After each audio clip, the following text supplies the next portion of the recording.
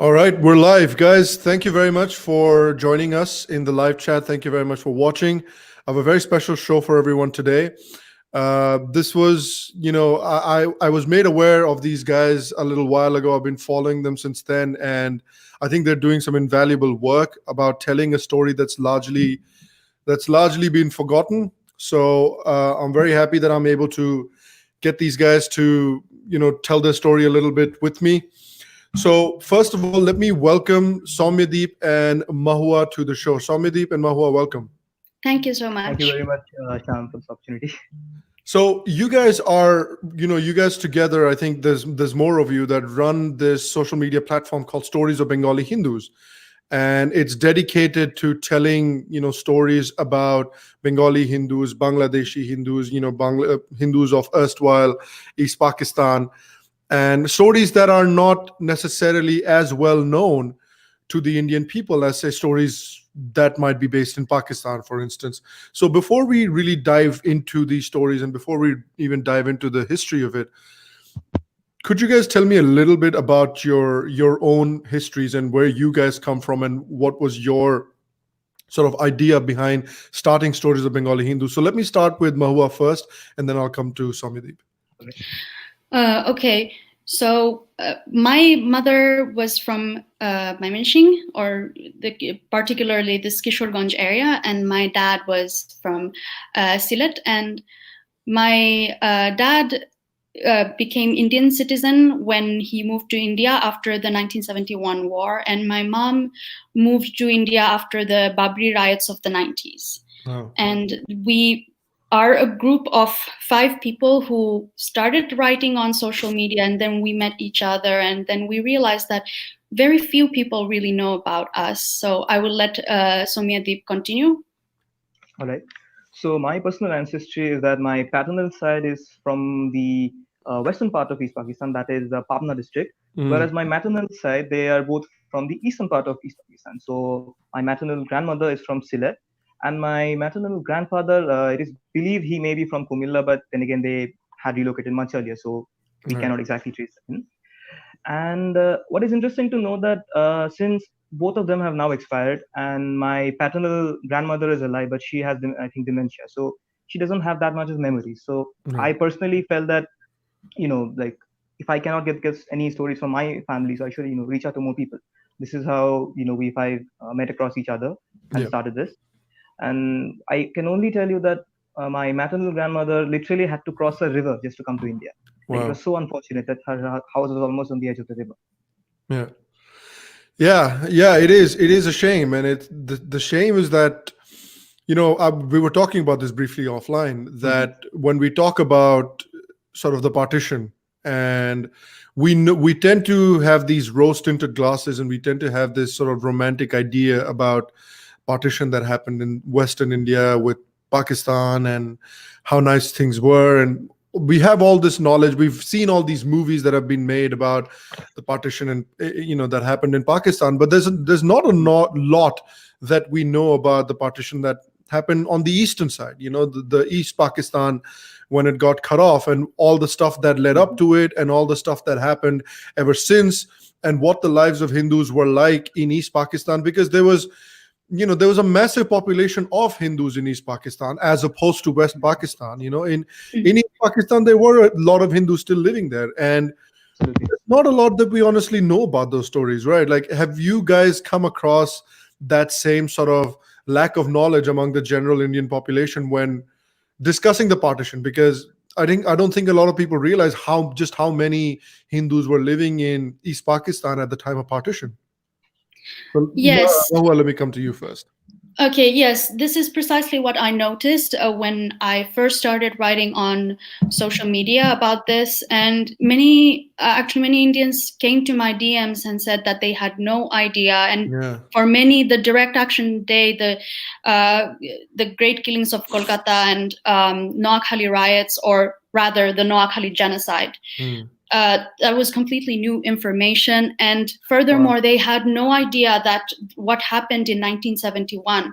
I mean, many people know about the Indo-Pak War of 1971, but beyond that, they had no idea that it was a targeted and systematic genocide of Bengali Hindus, and not just Hindus, it was also other minorities too. There were, Hajongs, Garos, and all these minorities that were also victimized during 1971. And these riots, the pogroms continued even after the liberation, but they aren't much talked about. So that is the reason why I started writing about them. Yeah. And did you notice the same thing as well, Soumyadeep? Of course, I actually tried asking my friends what what was their opinion, what they knew about our history. So they were honestly, they said that in Bengal there was no violence, and whoever is coming from Bangladesh to India, there are opportunists. They just want to start something new over there, and this was actually, frankly, quite sad, because if I go through my own personal family history, I do know that there is at least one branch of my family that migrated to India in the 1964 riots, or pogroms, as I would rather call them. Yeah. And the epicenter of that was in Srinagar, the Hazrat Bal Mosque. So wow. It is about 1,000 miles away. Some incident happened over there, and for that, my family members, they had to leave their house, and there's like no way of knowing if that house is still there or that it has been still taken. So it personally pains me so that people are unaware of all that.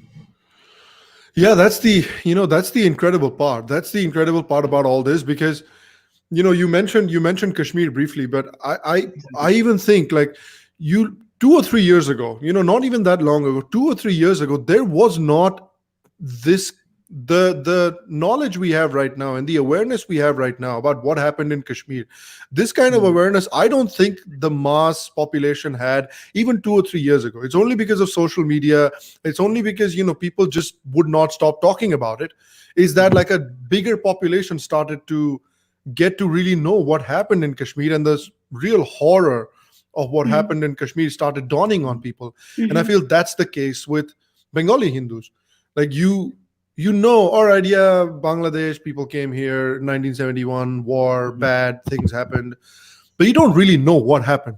People came here, Bengalis are reducing, Hindus are reducing in Bangladesh, every decade the numbers are reducing, but you don't know really what is happening. You just know in your brain that something happened. And I feel like that's why I'm glad that there's organizations like you and people like you that are just out there, trying to tell these stories. And I wanted to sort of start a little bit about just before partition, about what the situation in Bengal was like before partition.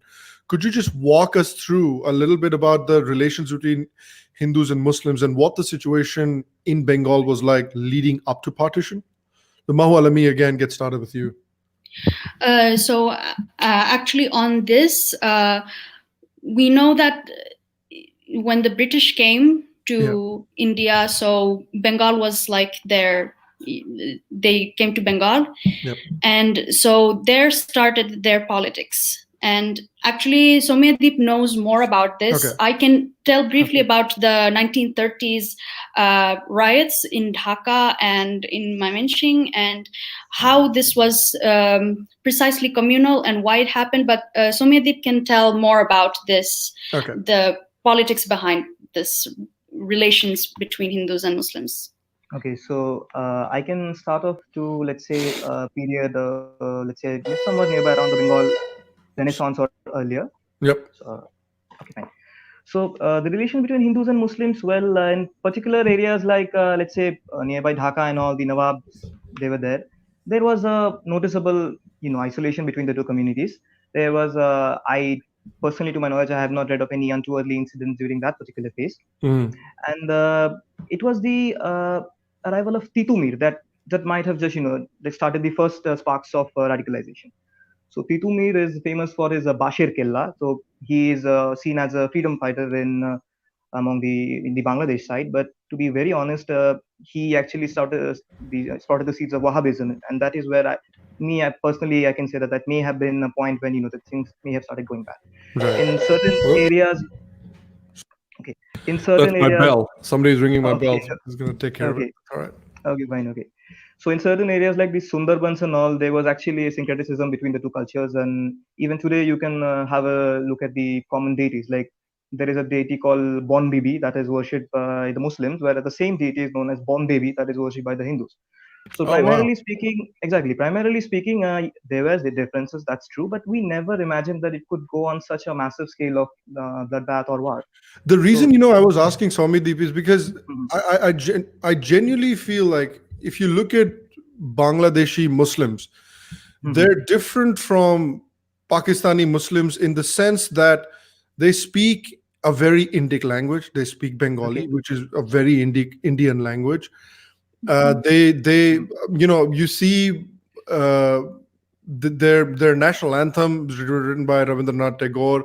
Women actually, wear saris in general. They wear these sort of Indian clothes that you would associate with Hindus. They do the kind of things that you would associate with Hindus, and you almost feel like Bengali Muslims or Bangladeshi Muslims in a lot of ways have been able to preserve aspects of Hindu culture or been able to inculcate aspects of Hindu culture mhm, despite being Muslims. And that's something relatively unique. That's something that you do not see that much among, let's say, Pakistani Muslims. Pakistani Muslims, in fact, try very, very hard to, rid themselves of any Hindu identity or any Hindu connections.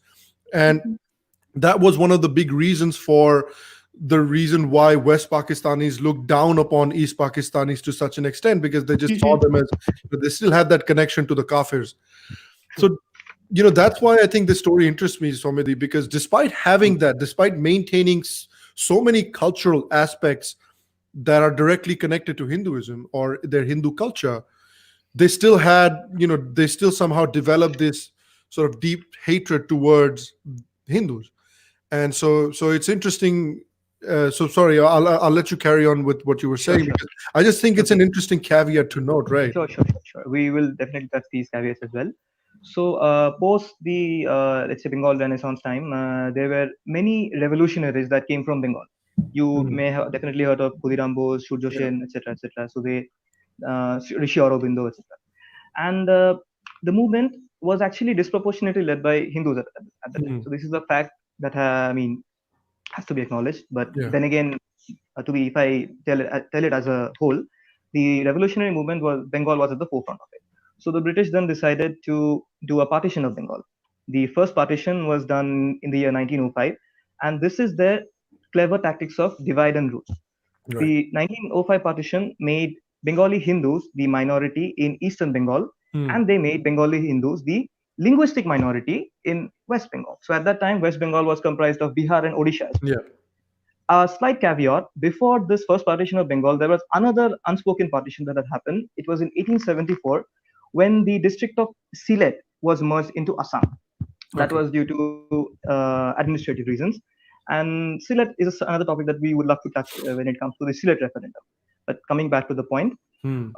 post the first partition, of course, we started the Swadeshi movement in Bengal, and the British decided they'll roll back the partition, and it happened in 1911. Both the Bengals were reunited, but then they started giving seats in the assembly based on the population percentages. So since Mm. Muslims were an overall majority in the region of Bengal at that time, they got more seats in the Bengal Legislative Assembly, and this is when the Muslims they had gotten more power, and Bengali Hindus were rather being sidelined.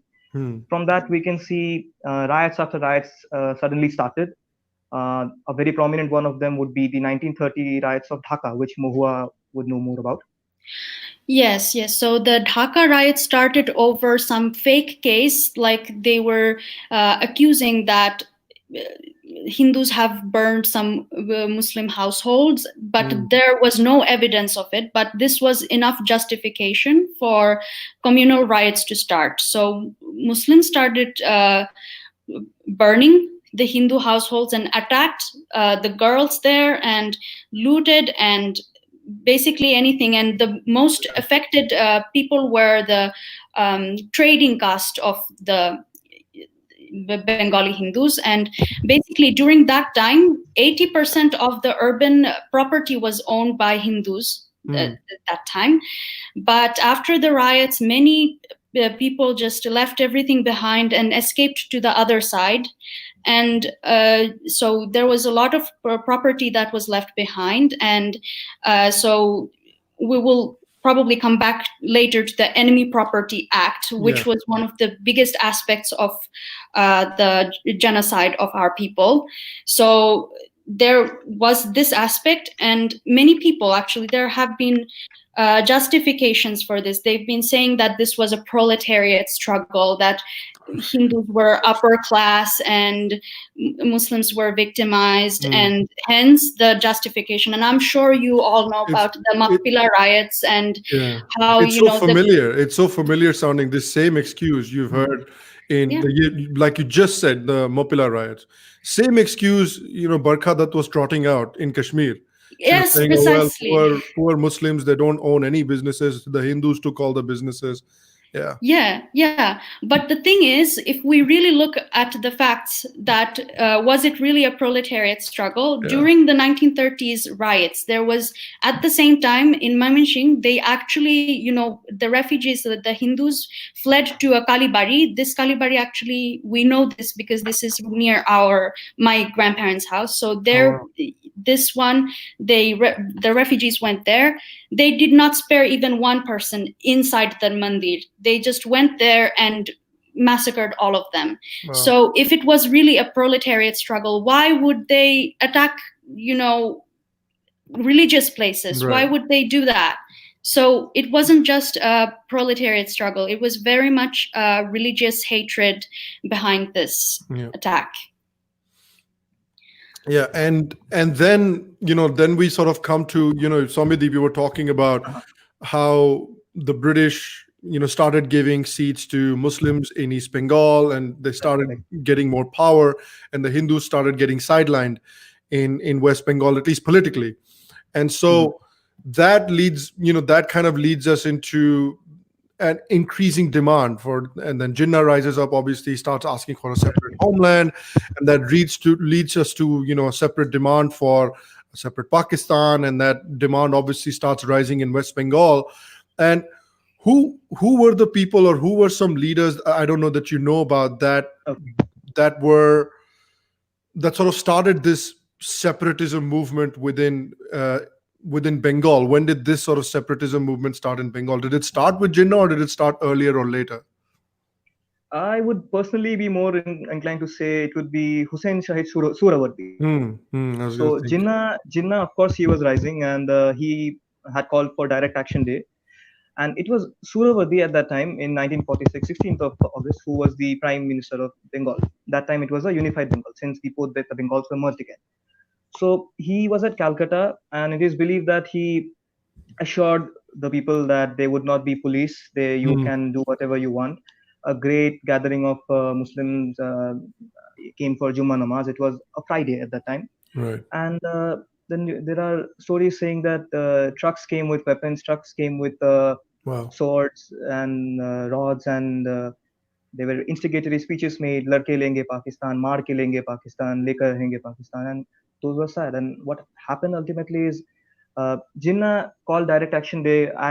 It doesn't matter what was the rationale behind the call. I mean, what happened on the ground was the fact that it was a call to kill Hindus, attack Hindu shops. Yep. And it was a massacre on a grand scale. And if I am to see the official records, if my memory serves correct, there were at least about 5,000 Hindus killed at that very spot.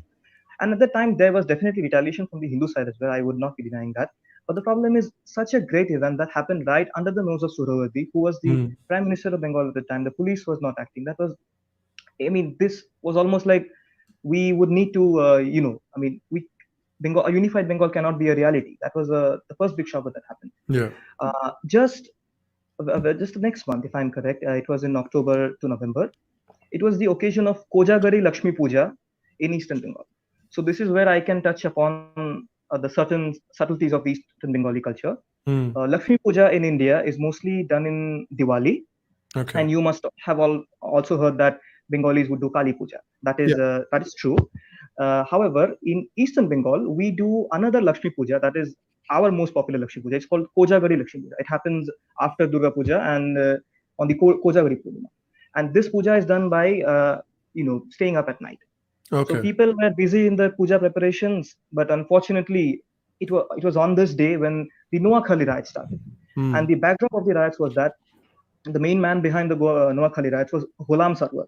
Ghulam Sarwar was a ex-Muslim League politician, and he failed to get a ticket because of unsatisfactory performances earlier. And if you look into demography-wise, as per the book Tathagata Roy's My People Uprooted, he claimed that it was around 18 to 20% Hindu. And what is peculiar about Noakhali is that it was in a very remote area. To reach that, you would need access to boats, you would need boatmen. So Ghulam Sarwar, he was also a descendant of a Mazar Sharif. As I said, in this Mazar, sometimes even Hindus also used to go. So of course, there was nobody would expect that he would, have done something. Yeah. But he started inflammatory speeches. The Hindus were again that proletariat thing that was raised, that Hindus are eating all the best of bananas, the best of rice, the best of milk, best of sugar, and you are getting nothing in return. Inflammatory speeches were made and called for, and what happened was on the day of Lakshmi Puja, it was a massive bloodbath. And if I go by the official figures again about 5,000 Bengali Hindus have been killed. Many were forcibly converted. Women were particularly raped, and this was probably the death knell. I mean, this was the moment where people were like, we cannot live, cannot coexist like this. Exactly, it was not even possible. So Hua can tell you better about how women were particularly attacked in the Noakhali genocide incident. Yes, this was particularly an attack against women. So you probably know that how large-scale mass conversions, like forced conversions, happened that time, and many people don't even know this aspect. But that time they broke the conch shell bangles that Bengali Hindu married women wear and the sindoor.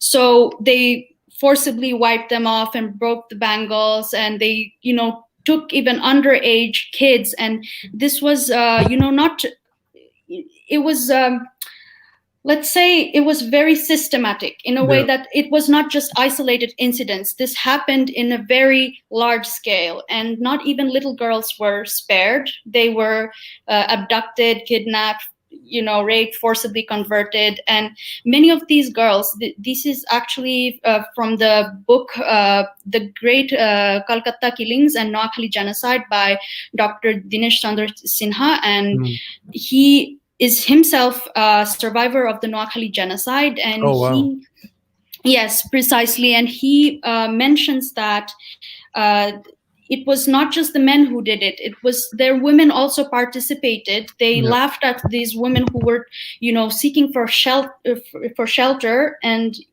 from the mobs who were chasing them. And they tried to plead for the help from these women, but these women laughed at them and said that you should just convert. And so basically, in our culture, in our Indic cultures, it's like when a woman is shamed once, they are shamed forever. These girls were not taken back. And basically, that is how these mass conversions then happened. And this is there are multiple records. Actually, in this book, there are so many records of the officials who were handling the case and the victims, the testimonies from the victims, and how, this is actually this Acharya Kripalani, his statement. There are at least 14 points. I'll just highlight some of the most important points. That the attack on the Hindus of the district of Noakhali and Tripura, it was well planned before. And although Muslim League did not openly organize the riot, but it was only possible because of the prominent League leaders who were in different villages. They were instigating these riots. And it was this actually, here is this line that says that there was a belief current among the Muslims: if any horror was done on the Hindus, government would not take any action. And the modus operandi of the attackers were to split up into groups, and each groups consisted of few hundred people, and they attacked Hindu villages or Hindu houses. And then they would this was all, facilitated by the Muslim League of that area. And it was, looting, plundering, arson, and basically then there were like slogans raised that Muslim League Jindabad and Ladke Lenge Pakistan, Mar ke Lenge Pakistan, basically this. And the Hindus, although the lootings happened, plunder happened, the Hindus even pleaded that save us, but they were not saved. And the refugee boats that were about to cross the canal, they were stopped at the spot, and then they were all massacred. Not even refugees were let off. And this was only possible because the Muslim League demanded passports from these people, to show them passports so that they can leave the area. And of course, these poor villagers did not have any passports or anything, so they were not let off. So that's why they became victims. And the biggest, thing about the aspect about this right was that those who were spared, those who were forced to convert. I agree. And it's the case. It's what you're describing essentially, Mahua, is something that we see in so many other places as well, in the sense that Muslims can almost to an extent claim this scriptural authority. They said, well, if we declare this a war, if we say this is war, we're fighting a war, we're in a war against the Hindus, then you're entitled some amount of war booty. And so you can say that, oh, the women I took and the people I converted and the people I killed, and the properties I took, it's all part of the war booty, and it's legitimate. So they can find scriptural legitimacy there as well. And that adds fuel to the fire, because then if somebody says, well, this is wrong, don't do it, then you're saying, well, are you trying to go against the scripture? So there's another problem. And the second thing that just makes me, it makes me laugh, if it wasn't so bloody sad, is that when people say, every time somebody makes this argument that, oh, is the poor proletariat, rising up against the bourgeoisie, because the bourgeoisie Hindus, they controlled all the businesses, they kept the poor Muslims down and all that nonsense. Every time I hear that argument, I say, okay, so the proletariat rose up, the Muslims took over, they got their independent country, not one, but they got two. They got, East Pakistan, West Pakistan, two separate geographical entities. So you have these two areas where the Muslims are in majority and, Hindus are in minority. Muslims are in power. Great. The proletariat got what they wanted. Why is the discrimination still going on? If this was a people's movement, if this was just about your rights, why are discrimination still going on? Why was there a need for Article 370 in Kashmir if, the Muslims are in minority and the, Muslims have the power? The Hindus are in minority, I mean. And that brings me to the sort of systematic discrimination that we saw in East Bengal and then, in Bangladesh subsequently as well, of Hindus, which completely puts to rest this whole nonsense argument that this was some sort of a people's movement that were just fighting for their rights. And it brings me to one of the videos you guys made very recently on it was on Twitter, it was on YouTube.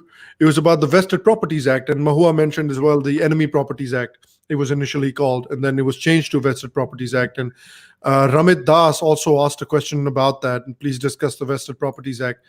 So it brings us to this point and how, so Sombidi, let me start with you. Why don't you talk to us a little bit about, even after getting the so-called independence, the discrimination against Hindus and the systematic government-supported discrimination against Hindus did not stop. So how the hell is this a people's movement then?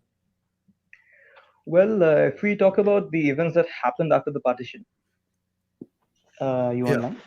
Yes. So if we talk about the events that happened after the partition, the first thing was that the population exchange was not fully done. So what happened in 47, that it was relatively a peaceful event. I would not say it was fully peaceful, but it was relatively a peaceful event. But what happened later was that in the 1950s, in the month of February, they started the anti-Hindu pogroms of 1950. And businessmen in Dhaka were the first to be attacked. And this soon spread like wildfire across the whole eastern Pakistan. And this had the police participating in the riot against the Hindus, the government officials secretly also participating in the riots against Hindu, and it was state sponsored. So that was the first thing that is to be noted. And just 2 months after that, in the 1950 pogroms, 15 lakh people, Bengali Hindus mostly, they had settled in India. The Nehru government signed the Nehru-Liaquat Pact. And according to the Nehru-Liaquat Pact, it was that both the nations of India and Pakistan should take back the refugees, into their own places. But unfortunately, this never happened in the case of Pakistan because they never got the opportunity to get that. And this is where we get to the backdrop of the state-sponsored thing, the Vested Property Act. And I feel Mahua is a better one to tell you about how this all happened, the seizure of property that happened. Yes, so the act was first promulgated after as I told before, that 80% of the urban property was owned by Hindus. So after the pogroms, many of them left the property. So there was a lot of property left behind. And this was the justification for government to seize this property and use it as their own. And basically after these riots, a lot of this property was, refugees started streaming into India and the property was left. So this had to be seized somehow and utilized. And the thing about this Enemy Property Act was that India has this similar kind of law. It was promulgated, if I remember correctly, much later than what Pakistan did. And this was after the 1965 Indo-Pak War, but that before that was promulgated in both West Pakistan and East Pakistan. But in East Pakistan, this affected the people worst because here is the case of how people were deprived.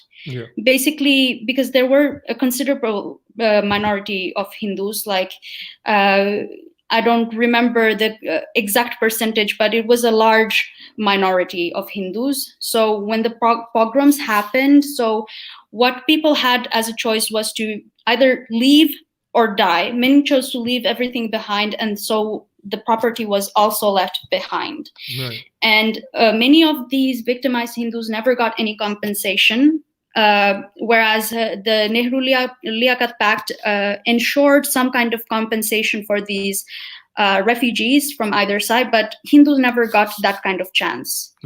And this Enemy Property Act was, made even, a Disturbed Persons Ordinance Act was even made after the Hazrat Bal riots. And this was when certain areas that were previously Hindu majority, or I would say a big percentage were Hindus. They got reduced so much that today you can barely find any Hindus in these areas. And about Hazrat Bal riots, I think this is a very important turning point in the history. And maybe Soumyadeep can tell more about this. So, So before Hazrat Bal, I'd like to tell about another aspect of 1950 pogroms. Was that after the Nehru-Liaquat Pact was signed, it was Dr. Shama Prasad Mukherjee who immediately resigned from parliament. He was vehemently against the Nehru-Liaquat Pact because, as I said, there was not complete population exchange in 1947. The refugees finally started coming in 1950.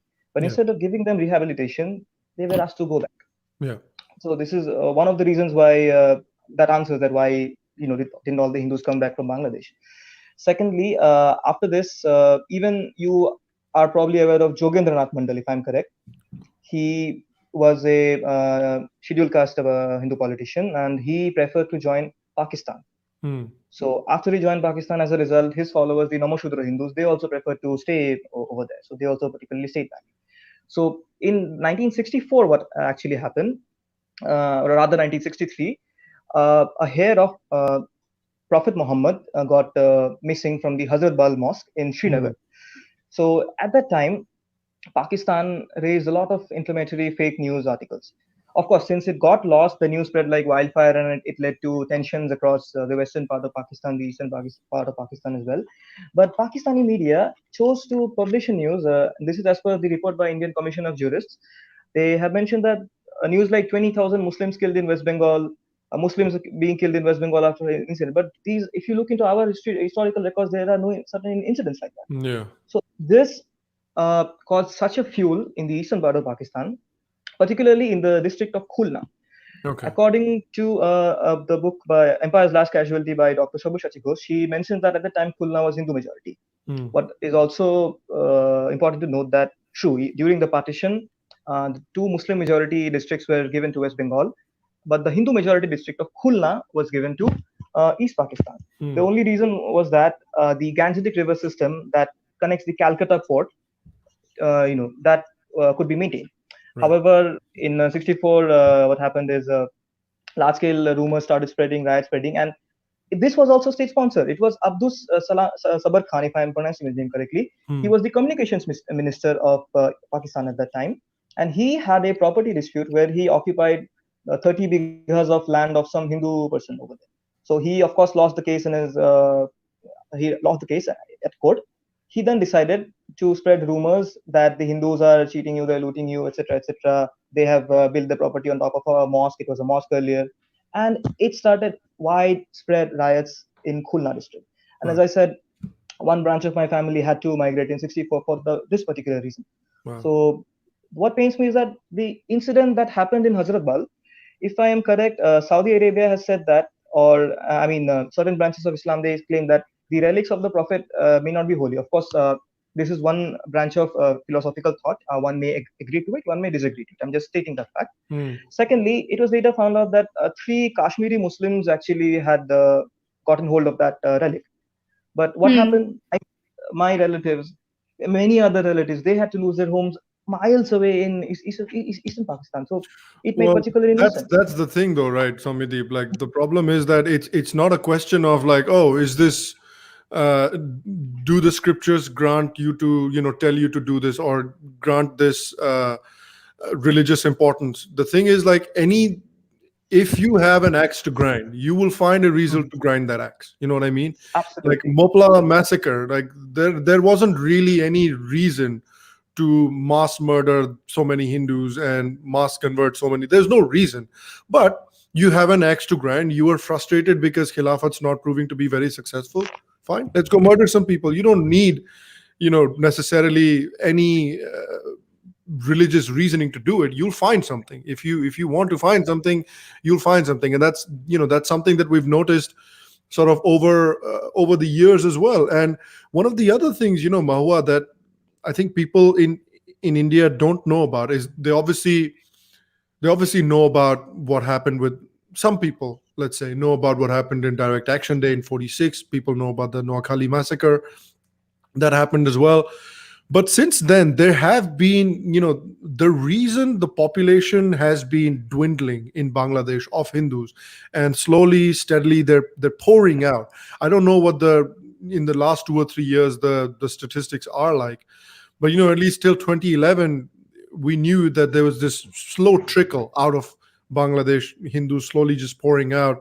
There was also I think it was in Dhaka University or someone, there's a professor that made a lot of headlines recently when he said that if the current rate of migration continues, there'll barely be any Hindus left in Bangladesh.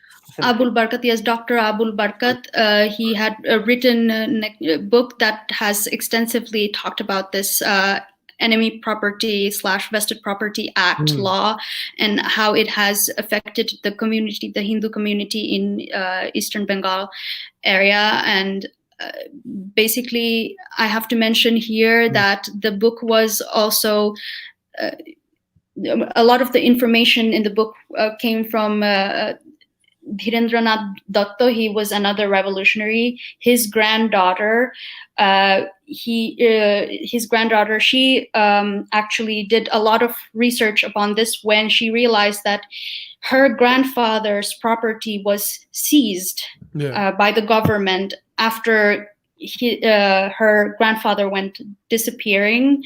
He was actually tortured to death by the Pakistani military in 1971. So about Dhirendranath Datta, he was this Hindu minister in Eastern Pakistan. Before that, he was, he participated in the Swadeshi movement of India, and he joined the politics and all. And when the first partition of Bengal happened, he protested against it along with many other Bengali Hindu revolutionaries. But then the partition happened, and he stayed in his hometown in Kumilla, and he represented the Hindu minority. And he was, the first ones to speak about the victimized Hindus, and also he was the first one to speak about, for Bengali language. Right. And so basically his role in many of these, for example, the language movement is not much talked about, unlike, Sheikh Mujibur Rahman's. Right. But he was very important part of this movement because he fought until the end for the minorities, and not just Hindu minority, but also the right to speak mother language. Yeah. And for this reason, Pakistan saw him as the enemy till his end, and they brutally just tortured him to death. But even after independence, the government just seized his property, and this is what prompted her to write about the Enemy Property Act / Vested Property Act. And with this work, the Dr. Abul Barkat's book came out, and it is precisely that case that, because of this underlying threat against the minority, we don't really speak this aloud, but there is always this kind of underlying threat, when will this next riot happen and what will happen then? So that's why there is always like a steady stream, of refugees going out to the Indian side. And many people don't actually realize it. Many people think it's economic reasons. And sure, there are some of those cases, but this is precisely why we started the stories of Bengali Hindus, is because not many people actually know about these intricacies, like the legal aspects of, victimized Hindus in, Bangladesh or East Pakistan. Yeah, I agree. And, that's one of the big reasons why, when we say demography is destiny in India, I like to say demography is destiny. And a lot of people get pissed off when people say demography is destiny. They're like, oh, how dare you, rah, rah. But it is, because if you look at the situation in Bangladesh right now, you have this, this sword of Damocles hanging over you at all times, where you're just, like you said, Mahua, you're always afraid, when is the next spate of violence going to come? When is the next riot going to come? When is the next time that a mob is going to show up outside my house? So before that happens, I better get out of here, and I better go somewhere else where I'll have some semblance of safety. And this is what we sort of notice as well. We've been seeing, like, this was something that I didn't even know. Like, we all knew that after the Babri Masjid fell in India, was destroyed in India, there was a spate of violence in Pakistan, current Pakistan. Massive amounts of violence in Pakistan, big backlash against the Hindu community, number of temples were destroyed. And, Mahua was saying the same thing happened in Bangladesh. There was this massive spate of violence in which Mahua's mother had to finally leave Bangladesh and escape. And so these kinds of like violent incidents, they keep happening. And you now look at Assam, and you now look at West Bengal, where there's a significant Bangladeshi population, and you see these kind of skirmishes there as well. And even today in Bangladesh, you see every now and then there's some news report as to in some locality there was a bunch of temples that were vandalized. Somebody broke into a temple and destroyed a bunch of murtis and things like that. So in that sense, it really drives home the point. I think it really, really does drive home the point that until a significant portion of the Muslim population, and this is again my opinion, I'm not saying that this is the stories of Bengali Hindus' opinion, this is my personal opinion, that I feel that until and unless a significant portion of the subcontinental Islamic population is secularized, demography is destiny. And Hindus should have no qualms in saying that it's very important that a demographic majority is maintained in India. And that is the only way India can remain a secular Hindu nation. And that sort of brings me to talk to you about one of the recent steps that the Indian government took that will benefit Bengali Hindus to a great extent as well, which is the Citizenship Amendment Act. And what has been the general reaction within the sort of Bangladeshi Hindu community that now resides in India to the Citizenship Amendment Act, Soumyadeep? Well, if I am to be very honest, my friends, my relatives, they all had tears in their eyes when they finally got to know that CAA was passed. We were all ogled onto our TV sets. Finally, some sort of justice of what we, have suffered, and at least there's some sort of recognition for that. But that unfortunately soon turned out to be short-lived, as very soon nationwide protests erupted. And what particularly touched our hearts was that the state government of West Bengal was vehemently against the CAA. Yeah. And it is a fact that most of the Bengali Hindu refugees are actually in West Bengal. Yeah. And particularly the Motua community, many of them still do not have citizenship. They would be achieved beneficiary of that.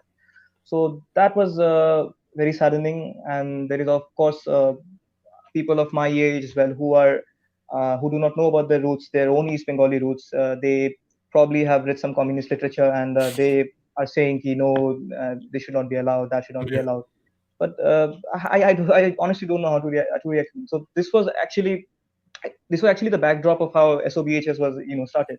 We thought that, okay, we have our experiences, we have our stories, we feel that we all have connected with each other properly. Let's just tell the stories to the world. Let the world judge it. Yeah. I mean, that is the point. I think that's fair. I think that's a very good way to go about it. Let the world judge it. Yeah, exactly. I think that's a very good way to go about it. And I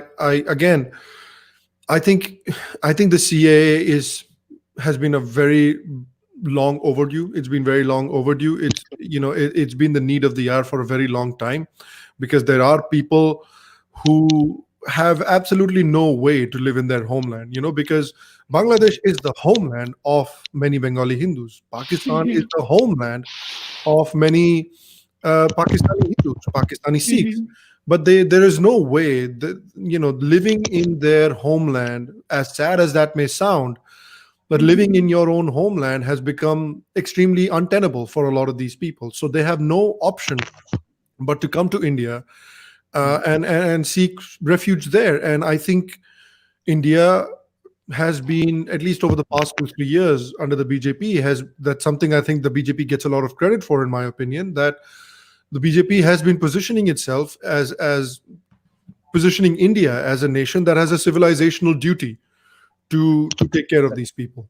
I think that's 100% correct. I think that's 100% the right thing to do. I think India 100% has a civilizational duty, because India is not just a political state. India is a civilizational state. So India has a civilizational duty to take care of these people as well. And, in the backdrop, if you when you listen to these stories as to what's happening with Pakistani Hindus, what's happening with Bangladeshi Hindus, how with how the mullahs and the state sort of work together in these countries to force these people out, because you guys were talking about the Vested Properties Act, which is something that's state sponsored, something that the state supports. Then you have the mullahs that rile up the people and conduct these riots on a regular basis and drive these people out. So people do not have much of an option to live there. The only option that people eventually have is to leave. And that's why, again, I feel like why the Citizenship Amendment Act is so important.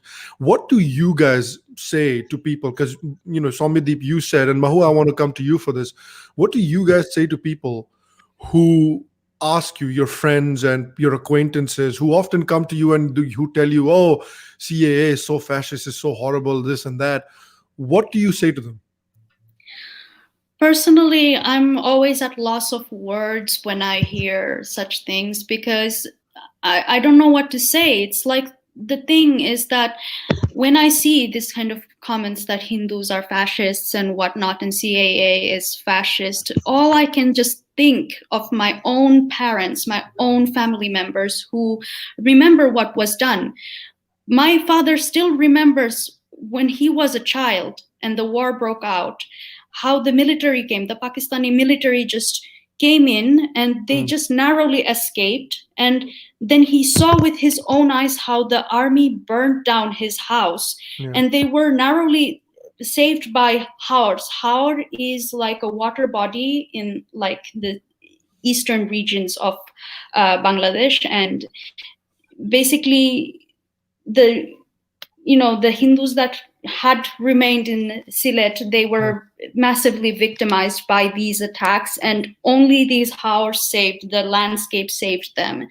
And hearing this story from my own father, it's just so surreal. And hearing from my own mother how many of it was not just my mother who had come to India after the Babri riots, it was also my Didi, my mom's cousin's daughter.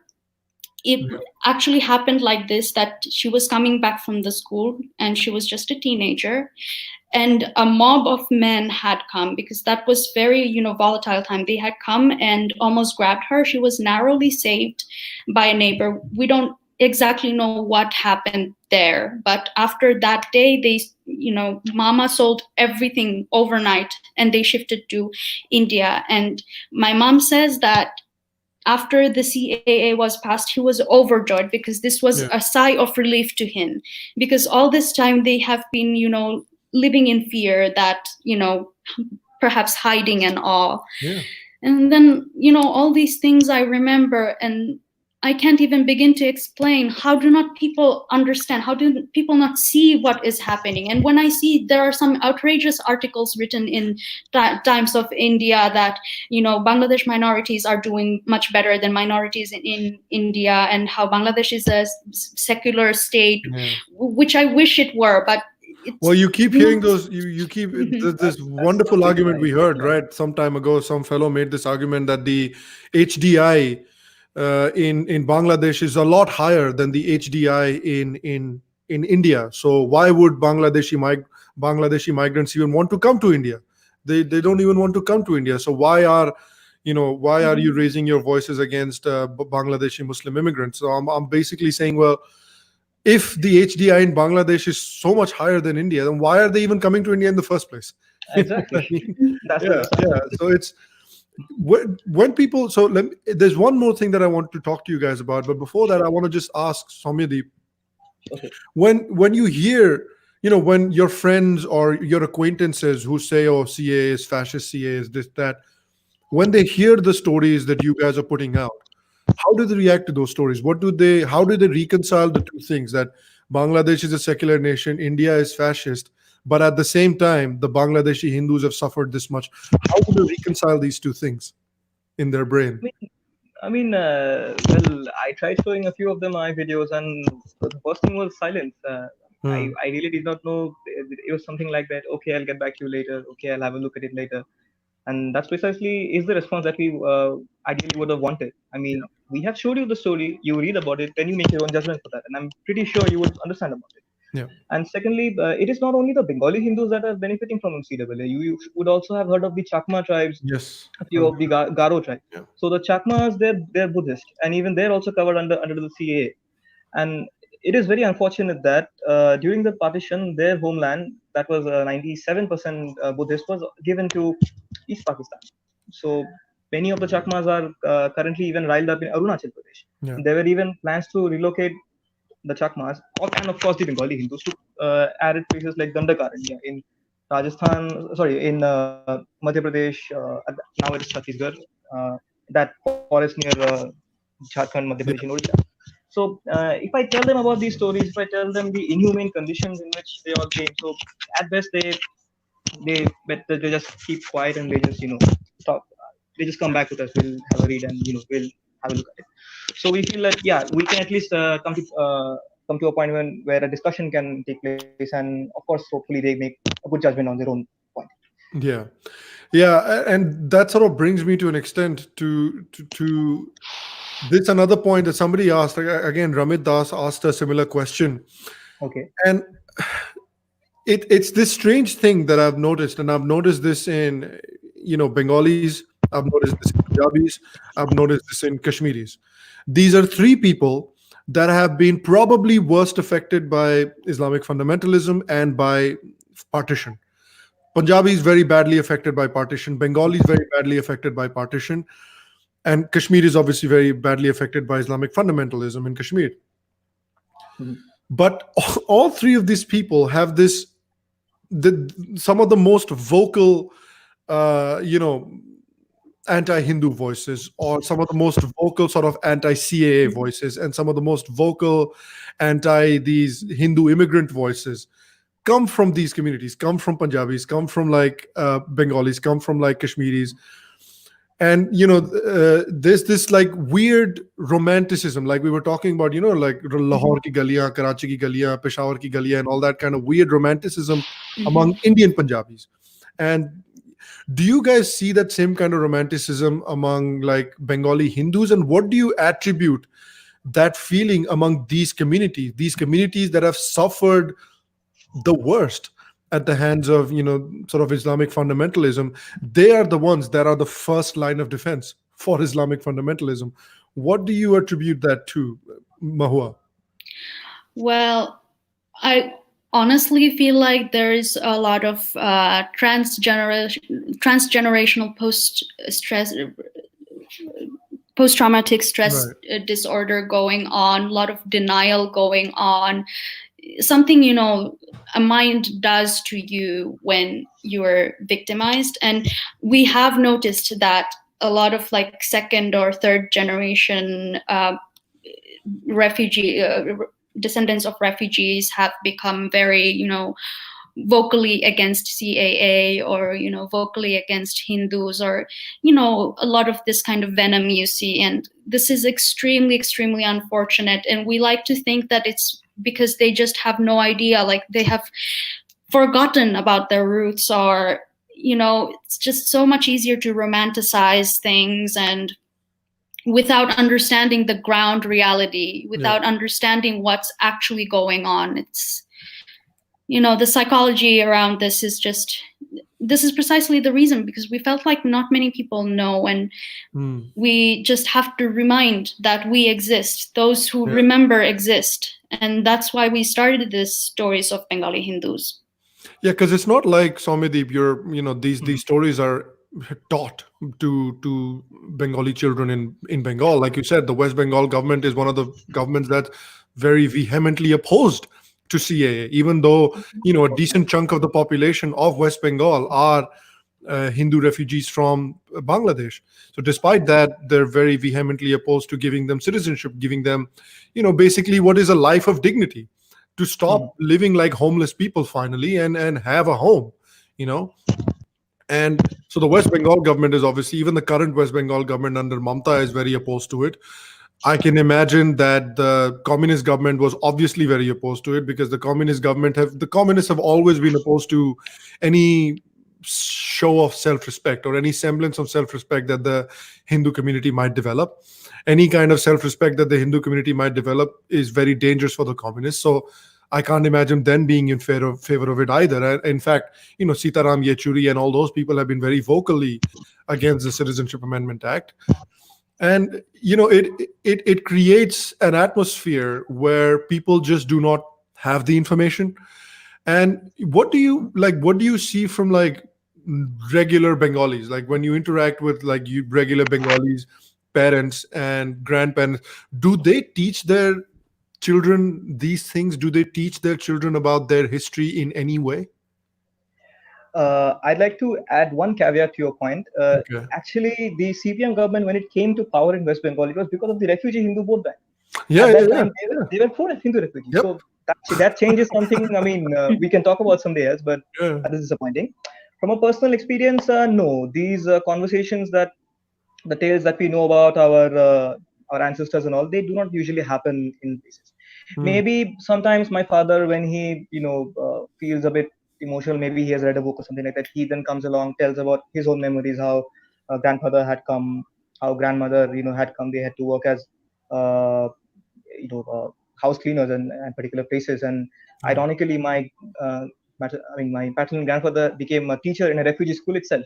So a refugee became a teacher for refugees. But these stories are not usually told.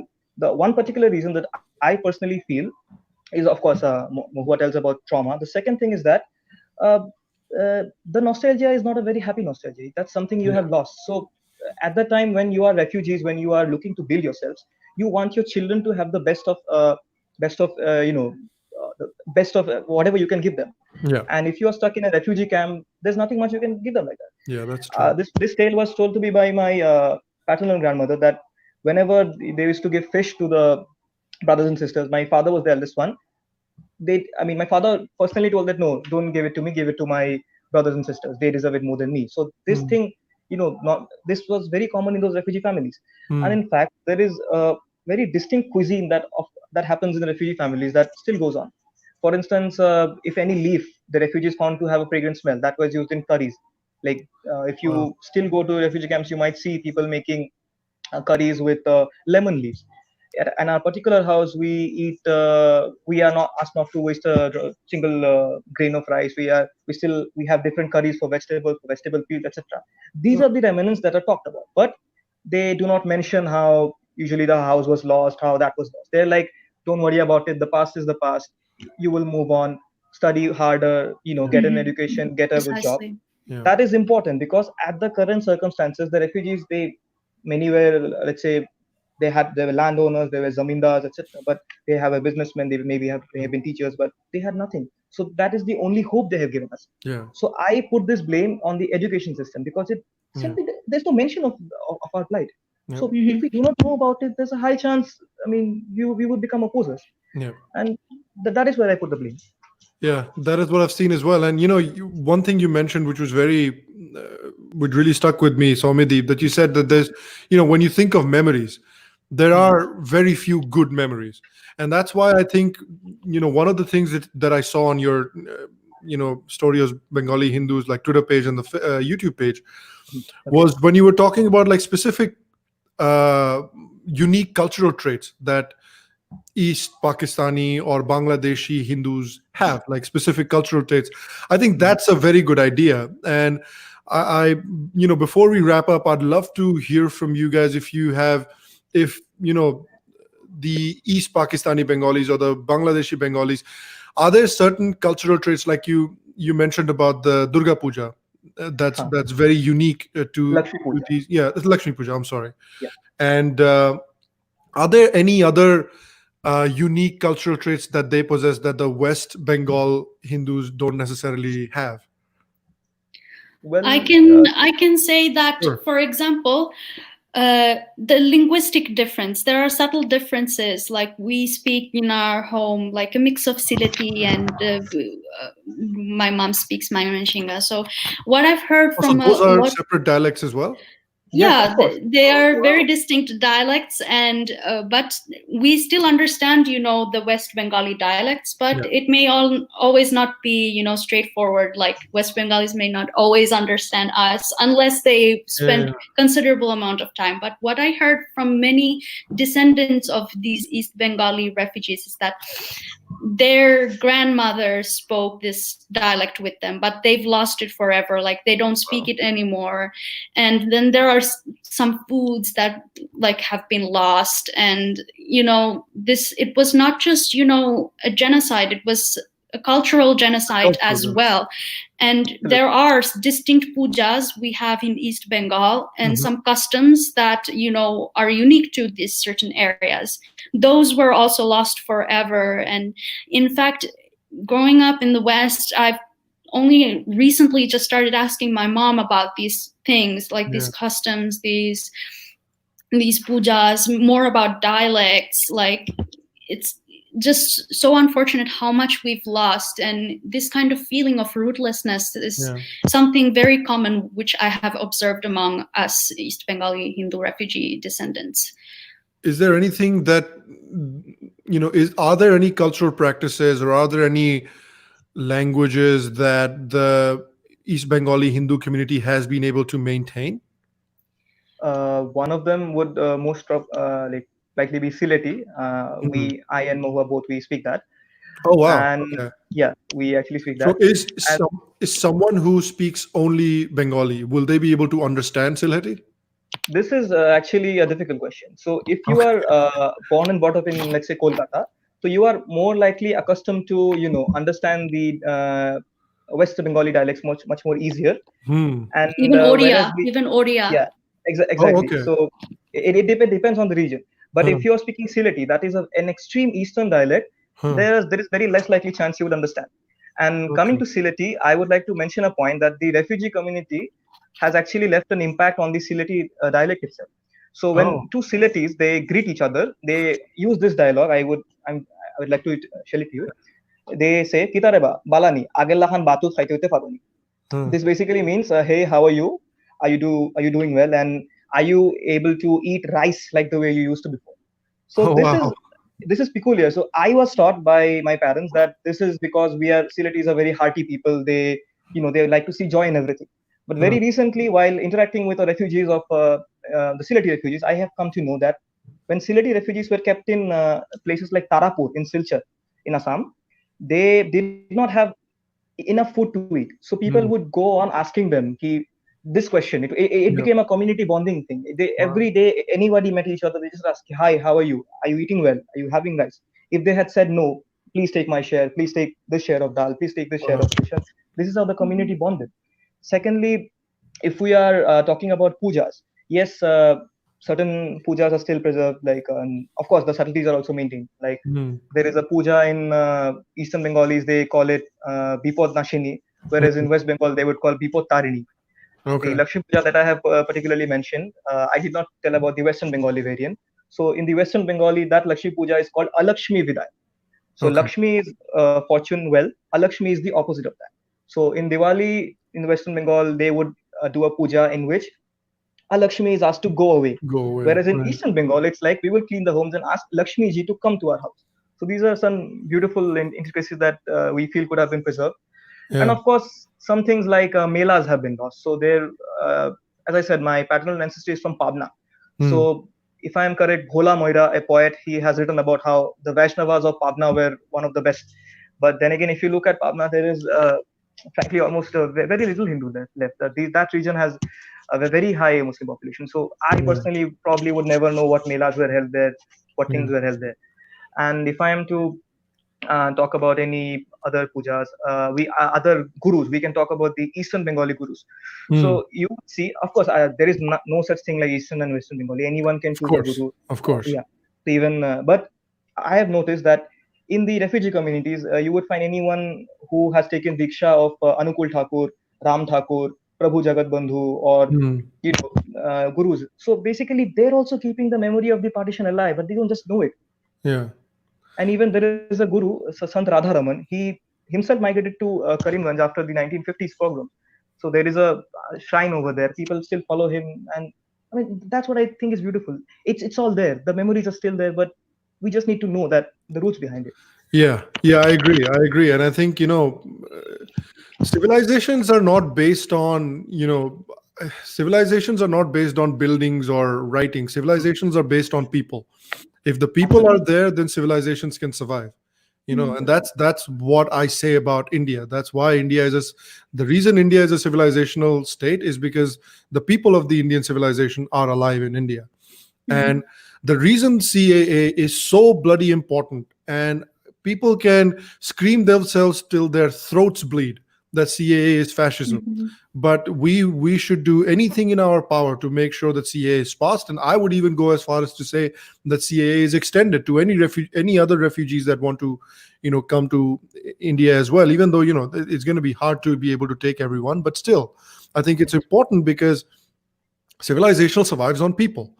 Buildings can be built again. Books can be written again. But if the people are gone, then everything's gone. It's like. You look at the Aztecs, you look at the Greeks, you look at the Mayans, you look at the Native Americans. If the people are gone, then everything is gone. So, even though currently I think we're in a situation where, you have Eastern Bengali refugees living in India in largely deplorable conditions where they don't have the means and the wherewithal at the moment to be able to revive their culture, to be able to revive their cultural traits, like you were talking about, the melas and the food and all of that stuff. But I'm hoping that with CAA, once they get citizenship, they can gain a better foothold in society, and they can start building some economic heft. And once you build that economic heft, with that economic heft comes political heft, and with that political heft comes the ability to be able to revive things, to be able to revive your melas, to be able to revive cultures, to be able to revive food. So as long as you are there, the civilization is still alive. That's what I believe. And so I'm very happy that you guys are out there, that you guys have created this platform, frankly, because so many things, Soumyadeep and Mahua, that you told me today, I had no idea, about the foods, about the festivals, about the melas, about the gurus. None of that stuff I really knew. So I'm very happy that you guys are out there telling these stories, because Bengal is right next to where I grew up. I'm from Bihar. So I was born and raised in Bihar. So you guys are my neighbors. So it's very good to hear those stories. And again, I'm very happy that you guys are doing what you're doing. So finally, would you like to just tell the people watching and the people that will watch in the future a little bit about what Stories of Bengali Hindus does and where you can be reached? So Mahua, go ahead, or Soumyadeep, either one. Okay, Soumyadeep, you first start.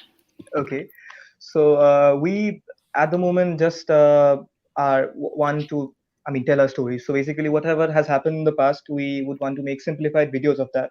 Next target would be Instagram posts, infographics about particularly the genocides that have happened against us, the events that need to be told, the cultures that need to be preserved, the intricacies of our own culture, the languages, the dialect. We first want to document that. Once that is successful, we, as you said, we hope so we can have a ground level team. Of course, we were talking to people, refugee descendants, whoever we found among our friend circles, but we want to expand this project so that we can reach out to people who are on the ground level. We can get to know their stories. And in fact, one of our members has even thought of compiling a book. So he is talking to people, he's jotting down their stories, and hopefully we can also, thank you very much, we can also come up with that. And of course, yes, as you said, economic upliftment is one particular thing that is necessary to uplift a community. So maybe if our platform helps us connect with people who genuinely feels us connect with us, who genuinely wants to help us help the refugee communities, we hope we can give them a platform to do that. That's wonderful. And Mahua, where are you on? What social media platforms are Stories of Bengali Hindus right now? Where can we find them? We're on Twitter, Instagram, Facebook, YouTube. We had at one point TikTok, but it's just not our thing. It takes a little getting used to. But our motive was to reach out to younger generation. But we just really hope that younger generation also finds us, because I think Instagram's a good place for that. Yeah, precisely. That's why we started making these short videos. They're easy to share, they're easy to watch, and basically people had no idea. So let me get to this one point at the last, that when you go to the Persecution of Hindus Wikipedia page, although I will come back to Wikipedia in a short while, you will see a long list of what happened in Bengal. And none of this is like, you barely read about them. So we also wanted to make content, videos, and put up the content to show what happened then and there. And a lot of reading goes behind these, and a lot of time goes into making these videos. But we sincerely hope that adults see this and show their children, or youngsters find these videos and see, so that these are never forgotten. And about Wikipedia, just a week back there was this vandalism incident in Noakhali genocide. The page, the Hindu word was changed to Muslims, and the Indian army was falsely painted as the perpetrators and whatnot. So luckily that has been restored, but there are so many such attacks and so many, basically I would even like to say that this is like a battle of narratives. And we can't afford to lose this, because this is our lives, this is our stories, and once these are forgotten, it's like I don't know what to say. It's Yeah, no, you're absolutely right. You You're know, absolutely right. genocide that And should this never is be forgotten. Yeah. And this is not just stories of Bengali Hindus. We would also like to, expand. This is for all Indians and all the people around the world to see. Yeah. I and of agree, course because in this this is something that's this is something that's not very well known. Even among Indians, this is something that's not very well known. Sorry, go on, Soumyadeep. Yeah, so I'd like to add that in this endeavor, we actually need the help of everyone. Not only, it should not be limited to the Bengali community, it course. should be limited to every community. This is why you see, as of now, we're reaching out with English so that majority people can understand. We do have translation plans in different languages.